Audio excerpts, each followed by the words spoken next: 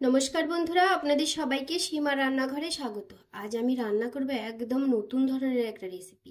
সেই রেসিপিটি হলো শিমের বীজ দিয়ে আলু আর মাছের মাথা দিয়ে একটা রেসিপি, ঘরোয়া রেসিপি। তো রেসিপিটি খুবই সুস্বাদু একটি রেসিপি। তো আপনারা আমার সঙ্গে থাকুন, পুরো ভিডিওটা দেখুন, স্কিপ করে যাবেন না। তো দেখতে থাকুন আমি কি কি মশলাপাতি ব্যবহার করছি আর কত সহজে এই রেসিপিটি রান্না করছি।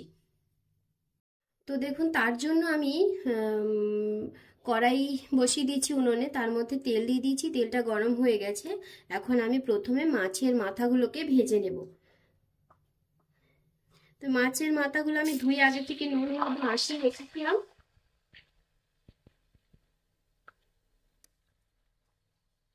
দেখুন পুরো এখানে আমি দুটো মাছের মাথা নিয়েছি। দুটো মাছের মাথা এখানে 4 টুকরো করে নিয়েছি। তো মাছের মাথাগুলোকে আমি একটু ভালো করে ভেজে নেব।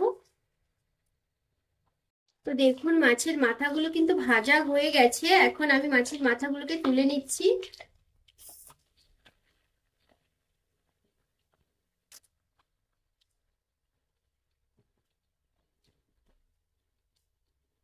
ও সেই কড়াইতেই দেখুন মাছের মাথাগুলো ভাজার পরে তেল রয়েছে। আমি আর তেল দেব না, ওই তেলের মধ্যেই আমি তরকারিটাকে বসিয়ে দেব।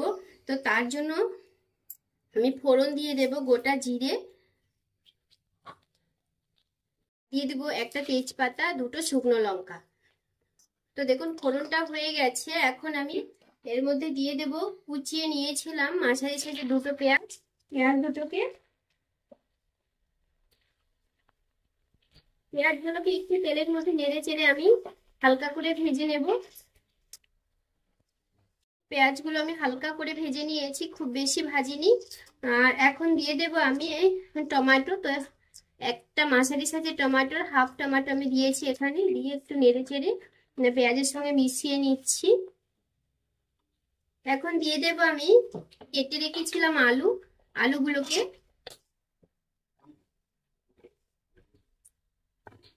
আলুগুলোকে দিয়ে ভালো করে একটু নেড়ে চেড়ে কষিয়ে নেব তেলের সঙ্গে। দেখুন আলুটাকে আমি একটু কষিয়ে নিয়েছি তেলের মধ্যে। এখন আমি দিয়ে দেব স্বাদ মতো নুন, দিয়ে দেব হলুদের গুঁড়ো,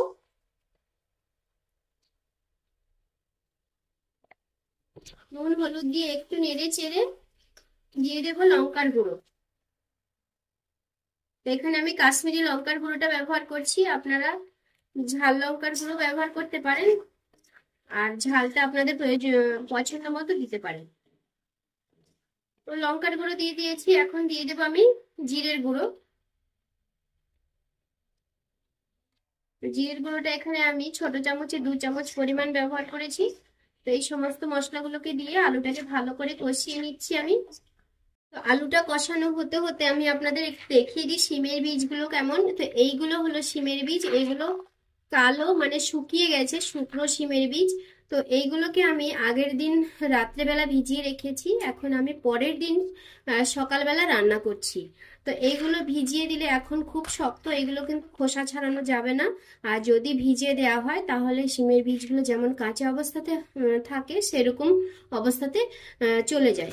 তো তখন নরম হয়ে যায়, খোসাগুলো ছাড়াতে খুব সহজ হয়। তো দেখুন খোসাগুলো ছাড়িয়ে নিয়েছি আমি, এই যে এইগুলো। তো শিমের বীজগুলো খোসা ছাড়িয়ে নিয়েছি, এইগুলোকেই আমি আজকে রান্না করব। তো দেখুন আলুটা কষানো হয়ে গেছে। এখন আলুর মধ্যে আমি দিয়ে দেব যে খোসা ছাড়িয়ে রেডি করে রেখেছিলাম শিমের বীজ, সেগুলোকে। তো আমি এগুলো শুকনো শিমের বীজগুলোকে রান্না করছি। আপনারা বাজার থেকে কাঁচা শিম এনে কাঁচা শিমের যে বীজগুলো আছে বীজের খোসা ছাড়িয়ে এইভাবে রান্না করতে পারেন, তাতেও কিন্তু ভালো হবে খেতে। সেটা কিন্তু আর একটু বেশি টেস্টি হয় খেতে, যেহেতু ওটা টাটকা রয়েছে। তো আলুটাকে আমি শিমের বীজের সঙ্গে ভালো করে কষিয়ে নিচ্ছি। এখন সবজিটা কষানো হয়ে গেছে। এখন আমি দিয়ে দেবো ঝোলের জন্য জল। তো এখানে আমি জল দিয়েছি 2 কাপ পরিমাণ। তো এখানে আমাকে আরো 2 কাপ পরিমাণ জল দিতে হবে। তো দেখুন আমি পুরোপুরি ঝোলের জন্য জল যতটা প্রয়োজন আমি দিয়ে দিয়েছি। তো এখানে হাফ লিটারের থেকেও একটু বেশি জল আছে। তো তো এখন আমি আলু আর সিমের বীজগুলো সেদ্ধ হওয়া পর্যন্ত রান্না করব। দেখুন আলুটা কিন্তু হালকাভাবে সেদ্ধ হয়েছে, খুব বেশি যে সেদ্ধ হয়েছে তা নয়, হালকা সেদ্ধ হয়ে গেছে। সিমের বীজগুলোও হালকা হালকা সেদ্ধ হয়েছে। তো এখন আমি দিয়ে দেবো মাছের মাথাগুলোকে। মাছের মাথাগুলোকে দিয়ে ভালো করে বেশ 10-15 মিনিট ধরে ফুটিয়ে ফুটিয়ে রান্না করতে হবে। তাতে করে সিমের বীজগুলো আরো একটু নরম হয়ে সেদ্ধ হয়ে যাবে, আলুটাও আর একটু সেদ্ধ হবে। তো এখন এইভাবে আমি গ্যাসের ফ্লেমটা মিডিয়ামে রেখে 15 মিনিট রান্না করব। এখন রেসিপিটা কিন্তু হয়ে গেছে রান্না। আর এই দেখুন আলুটাও কিন্তু খুব সুন্দরভাবে সেদ্ধ হয়ে গেছে, আর সিমের বীজগুলো সেদ্ধ হয়ে গেছে। এই দেখুন কত সুন্দর নরম সেদ্ধ হয়ে গেছে। তো এখন নামিয়ে দেবো। নামিয়ে দেওয়ার আগে আমি দিয়ে দেবো একটু ধনেপাতা কুচি। তো আমার এই রেসিপিটা আপনাদের কেমন লাগলো সেটা কমেন্ট করে জানাবেন। যদি ভালো লাগে তাহলে একটা লাইক করবেন, শেয়ার করবেন। যারা আমার চ্যানেলটা নতুন দেখছেন তারা অবশ্যই একটা সাবস্ক্রাইব করবেন। পাশে বেল আইকনটি ক্লিক করবেন, যাতে করে প্রতিদিন যে আমি এত সুন্দর সুন্দর ভিডিওগুলো ছাড়ছি সেই ভিডিওগুলো সবার প্রথমে আপনাদের কাছে পৌঁছে যায়। আর যারা ফেসবুক পেজ থেকে দেখছেন তারা অবশ্যই ফেসবুক পেজটি ফলো করে যাবেন। তো এই রেসিপিটা আমি নামিয়ে দেবো। নামিয়ে 10 মিনিট পরে আমি গরম গরম ভাতের সঙ্গে পরিবেশন করব। আপনারা ভাত, রুটি, পরোটা সবকিছুর সঙ্গে খেতে পারেন, সবকিছুর সঙ্গেই ভালো লাগবে। তো সবাই ভালো থাকবেন, সুস্থ থাকবেন, সবাইকে টাটা।